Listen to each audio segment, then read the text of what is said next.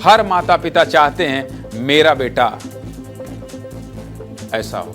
मैं भी ठीक बेटा हूं, अपने माँ बाप का आज्ञाकारी हूं। और ये जो बेटे हैं, इन्होंने तो मिसाल पेश की है। इन्होंने मिसाल पेश की। क्या मिसाल पेश की है आपको बता देता हूं। आज तो बहुत अच्छी खबर दिखाने जा रहा हूं आपको। बहुत ही शानदार खबर है।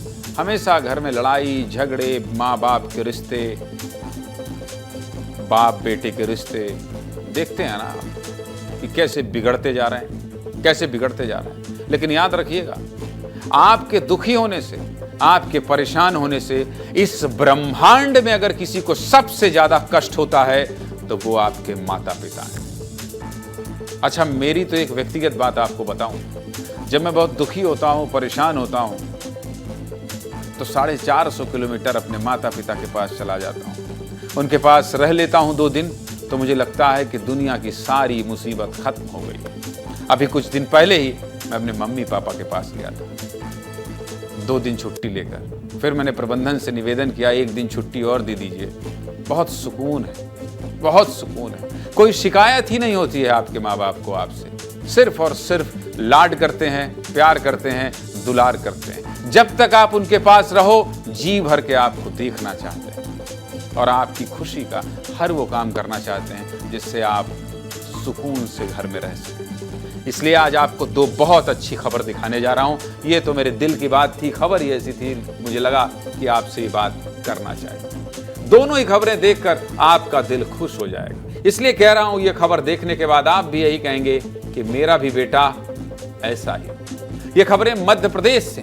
कहीं एक बेटे ने अपने माता पिता का मंदिर बनवा दिया है, तो कहीं एक बेटे ने अपने पिता को 12 साल बाद न्याय दिलाया है, वो भी वकील बनकर। चलिए दोनों मामले विस्तार से बता देता हूं, जान लीजिए। मध्य प्रदेश से सामने आए इन दोनों मामलों में से पहला अनूपपुर जिले का है, जहां एक बेटे ने अपने पिता के साथ हुए अन्याय से दुखी होकर पहले वकालत की तैयारी की और फिर खुद अपने पिता का केस जबलपुर हाई कोर्ट में लड़ने के बाद न्याय दिलाया और इस सब में 12 साल लग गए। दूसरी खबर मध्य प्रदेश के बालाघाट से।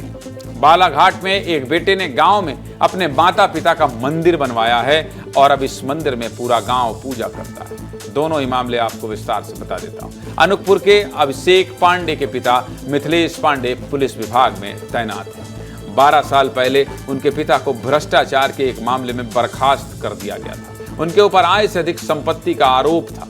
तब वो उमरिया थाने में तैनात थे। अपनी नौकरी जाने के बाद उन्होंने कई अधिकारियों से गुहार लगाई, लेकिन किसी ने नहीं सुनी। तब मिथिलेश का बेटा अभिषेक स्कूल में पढ़ता था। बाद में अपने पिता को न्याय दिलाने के लिए अभिषेक ने वकालत की पढ़ाई की और फिर हाई कोर्ट के वकील बने। इसके बाद साल 2024 में जबलपुर हाई कोर्ट में पिता के लिए याचिका लगाई और पूरी तैयारी के साथ जस्टिस संजय द्विवेदी की बेंच के सामने बहस की। अब 1 साल बाद फैसला मिथिलेश पांडे के पक्ष में आया। मिथिलेश को उनकी नौकरी वापस मिल गई। हमने अभिषेक पांडे से भी बात की। क्या कह रहे हैं पिता का केस लड़ने वाले अभिषेक पांडे, वकील, होनहार बेटा, सुनिए। सर ये बात है क्लास 10th की। जब मैं क्लास 10th में था और पास आउट जब जैसे हम लोग एग्ज़ाम वगैरह हुआ, तो उसी समय हमारे पापा को कुछ लेटर आया था। तो ऑल्दो हमको अवेयरनेस था नहीं कि बर्खास्तगी क्या होती है क्या नहीं होती। हमें लगा हो गया पापा 10-15 दिन घर में बैठेंगे फिर जॉब जाएंगे, बट पता चला कि वो जाना ही बंद कर दिए हैं। तो फिर फाइनेंशियल क्राइसिस होने लगा। तो फिर हमने धीरे धीरे पता चला कि पापा को पुलिस महकमे से बाहर कर दिया गया है। तो फिर मैंने BLLB एक हमारे ADPO साहब हैं श्री राजगौरव तिवारी जी, मैंने उनसे मार्गदर्शन लिया और मैंने उनसे बोला कि सर मुझे वकालत का करना है।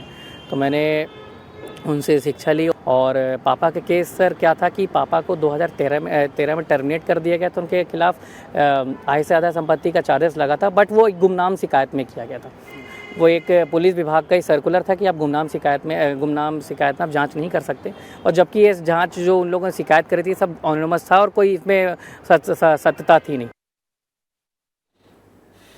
पिता का केस जीतने के बाद जब अभिषेक पांडे घर वापस लौटे तो ढोल नगाड़ों के साथ उनका स्वागत हुआ। अभिषेक के पड़ोसी भी उनका स्वागत करने पहुंचे। हर कोई कह रहा था ऐसा बेटा हमारा भी हो। अभिषेक के पिता कितने खुश हैं और क्या कह रहे हैं ये भी सुनिए। वकालत किया। वकालत करने के बाद डिग्री लेने के बाद फिर उसने एडीपीओ की परीक्षा दी। एडीपीओ की परीक्षा में उसका सिलेक्शन पहली बार में ही हो गया था, लेकिन उसने कहा मुझे पापा आपका ज्वाइन मुझे कराना है, आपको पुनः वर्दी में मेरे को देखना है, मेरी ये तमन्ना है। और वो हाई कोर्ट में गया, प्रैक्टिस किया और मेरे केस को खुद लड़ा। और मुझे आज 4 तारीख को मुझे सूचना मिला कि आपकी उपस्थिति दर्ज कर ली गई है, आपको सेवा में ले लिया गया है। अनूपपुर की बात हो गई। अब आपको बालाघाट की खबर बताता हूं। बालाघाट के किरनापुर गांव के मंगल प्रसाद रैकवार ने अपने माता पिता का मंदिर गांव में बनवाया है। मंदिर में स्वर्गीय पिता शुभांति रैकवार और स्वर्गीय माता पार्वती रैकवार की प्रतिमा लगाई है। मंगल प्रसाद बताते हैं कि उनके पिता की मृत्यु बचपन में ही हो गई थी।